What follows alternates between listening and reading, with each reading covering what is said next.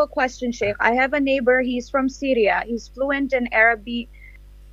He used to teach in a college when he was in Syria. He used to teach Arabic.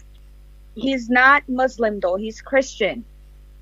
But it is so hard for me to find anyone reliable or with the correct knowledge of Arabic to teach my children Quran.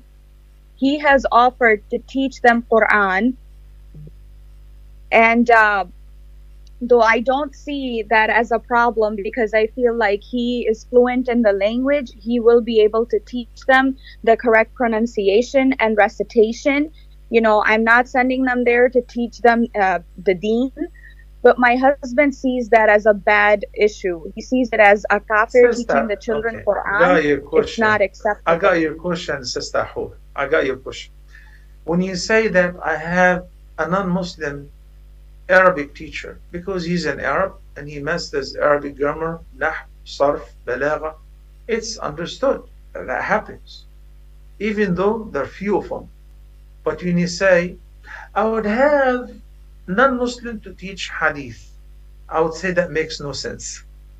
Don't take me wrong. I don't want you to be upset.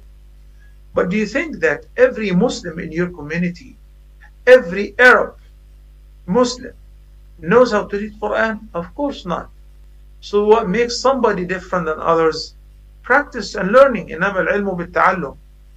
I went through years and years and years and years in order to learn Quran. Why? Because I'm Muslim, I'm eager to learn Quran, I know how much thawab, and I've taken this as a profession, mashallah. So how could a non-Muslim person have learned tajweed? And tajweed entails what you just mentioned, the articulation points, the pronunciations of the letters, the characteristics of the letters. I can assure you 100% he has no clue about that. You know, when you think, oh, the Arabs speak Arabic fluently, well, that's not true. They speak the slang. You know, when you ask somebody, say, وَفِرْعَوْنَ ذِي الْأَوْتَادِ, and they say, وَفِرْعَوْنَ, anyone would say وَفِرْعَوْنَ, the Arab. Why? Because they don't know that when the Ra is with Kasra was there, or preceded, Sakina preceded with a letter of there, then it must be thin. وَفِرْعَوْنَ. How would he know that? Only Muslims study tajweed, study the characteristics of the letters, study makharij al-huruf, the articulation points, study the ahkam. Why on earth would a non-Muslim learn the idgham, the madd, the ikhfa, the iqlab? Why? You know? So, you know, the idea of having a non-Muslim teach your kids Quran is not good. Very simple. I'm trying to find a polite word, but it's not a good idea.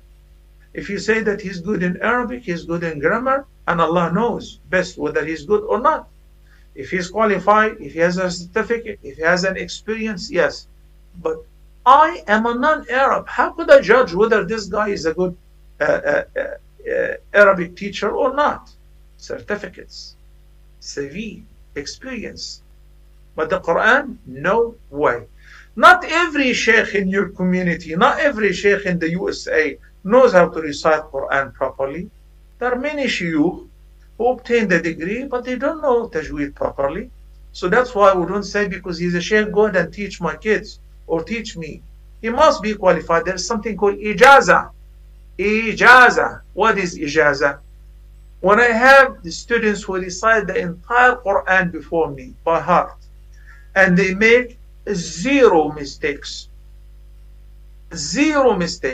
which means they've been studying whether with me or with others for years. So I write them an ijaza, like I obtained my ijaza from my sheikh, and he obtained it from his sheikh all the way to the Prophet sallallahu alaihi wasallam.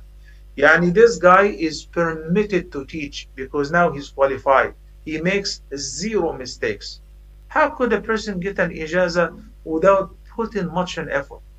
When I graduated from Al-Azhar and I have a degree and then 2 degrees and 3 degrees, and I was going through my ijaza, and when I was teaching at the university, I sat before the sheikh, and it took us several It took us a long time to correct my recitation of Surah Al-Fatiha.